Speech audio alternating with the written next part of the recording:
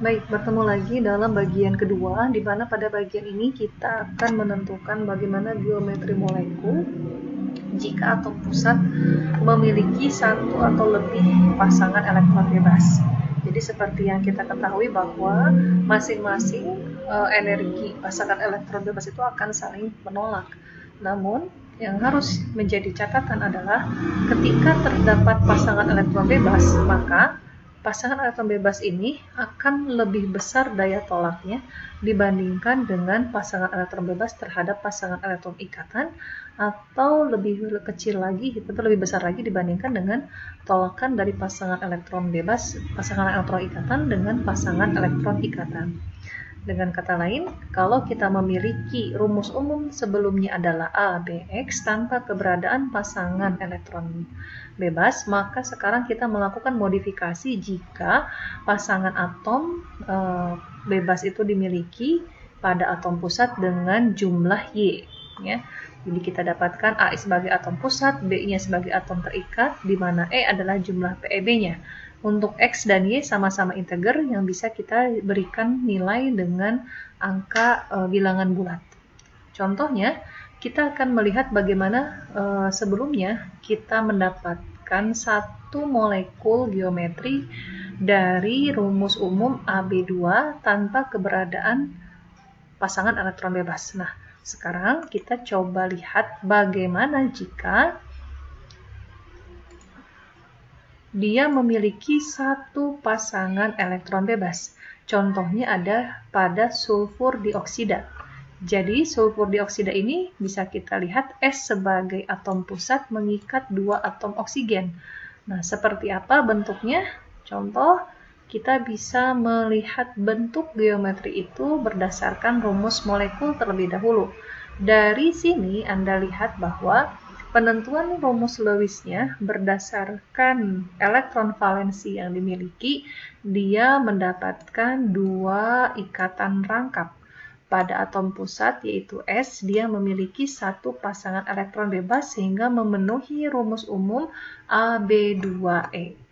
Nah, karena tadi pasangan elektron bebas ini memiliki kemampuan untuk menolak pasangan elektron bebas lainnya ataupun pasangan elektron ikatan, maka jika Anda buat sebuah visualisasi, pasangan elektron bebas yang ada pada atom S ini akan mendorong pasangan elektron ikatan yang ada di sekitarnya sehingga menjauh, ya. Karena dia mendorong untuk menjauh, ya, untuk mendorong pasangan elektron ikatan di sini, bentuk dari geometri molekulnya menyebabkan SO2 memiliki bentuk bengkok. Sedangkan bengkok ini berasal dari linear terlebih dahulu, ya. Awalnya linear, tapi karena ada PeB-nya di sini membentuk dorongan terhadap pasangan elektron ikatan untuk bisa saling mendekat. Karena energi tolakan antara pasangan elektron ikatan dengan pasangan elektron ikatan ini jauh lebih kecil dibandingkan dengan kemampuan menolak dari PeB, maka bentuk molekularnya menjadi bengkok, tidak lagi linear. Nah, selanjutnya, contoh lain yang bisa kita masukkan ke dalam rumus umum tadi, jika dia memiliki satu pasangan elektron bebas, misal jika atom pusatnya 1, dia mengikat 3 atom. Contohnya adalah pada NH3. Kalau Anda ingat dalam default, ya, pada rumus umumnya AB3 itu kan trigonal planar. Nah, trigonal planar itu jika dia tidak memiliki pasangan elektron bebas. Namun karena dia memiliki pasangan elektron bebas, maka pasangan elektron bebas ini akan mendorong pasangan elektron ikatan yang ada untuk menjauh sehingga dia akan mendorong berdekatan, ya, lebih dekat dibandingkan dengan sebelumnya. Situ. Maka ini bentuknya menjadi lebih tidak lagi trigonal planar, ya, tidak membentuk segitiga planar, tetapi bentuknya lebih mengerucut. Nah, dengan kata lain, dia tidak lagi trigonal planar, tetapi bentuknya menjadi band. Nah, ini untuk band untuk yang pertama, tapi bentuknya menjadi, nah ini contohnya tetrahedral. Ya, jadi ini Anda temukan pada struktur yang memiliki jumlah atom. Jadi bisa kita anggap pasangan elektron bebas itu sebagai satu ikatan tersendiri rumusnya. Ya, sama bentuknya dengan pasangan elektron yang memiliki, sama bentuknya dengan atom pusat yang tidak memiliki pasangan elektron bebas tetapi memiliki 4 atom. Maka bentuknya hampir menyerupai tetrahedral kalau di dalam susunannya, tapi bentuknya menjadi trigonal piramidal. Ya. Nah, itu untuk AB3E. Formula lain adalah bisa kita dapatkan dengan susunan pasangan elektron yang menyerupai AB4 adalah jika dia memiliki 2 elektronnya merupakan atom, berasal dari atom yang terikat, dan 2 pasang lagi merupakan pasangan elektron bebas. Maka secara susunannya sebetulnya masih sama tetrahedral. Tapi di trigonal geometri molekulnya di sini ini akan mendorong ya ikatan-ikatan antara PEB dan PEI ini akan didorong menjauh dari dirinya sehingga bentuk geometri molekulnya menjadi bengkok. Contohnya adalah H2O. Ya. Kalau Anda lihat H2O saja, seolah-olah ini kan memenuhi AB2. Tapi karena dia memiliki 2 pasangan elektron bebas, maka bentuk molekulnya menjadi bent atau bengkok. Oke, sekarang kita lihat. Semoga Anda masih ingat bahwa ketika geometri molekul dari satu atom pusat tanpa pasangan elektron bebas, sebetulnya dia bisa mengikat salah satunya. Jika mengikat 5 atom, maka akan memiliki bentuknya trigonal bipiramidal. Nah, bagaimana jika atom pusat ini ternyata memiliki 4 atom yang terikat, satunya berupa PEB? Secara susunan pasangan elektron, dia akan memenuhi trigonal bipiramidal, tapi keberadaan dari PEB ini akan mendorong atau memberikan tolakan pada pasangan elektron ikatan yang berada di dekatnya. Maka jadilah bentuknya distorted tetrahedron atau tetrahedron yang mengalami penyimpangan atau pembengkokan.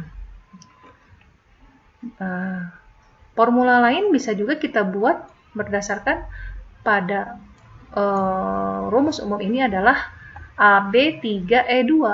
Ya, jadi atom pusatnya memiliki 5 atom, ya 5 pasang elektron, 3-nya berasal dari atom yang terikat, 2-nya berasal dari pasangan elektron bebas. Maka bentuk susunannya masih tetap trigonal bipiramidal, tetapi untuk geometri molekulnya adalah bentuknya menyerupai huruf T.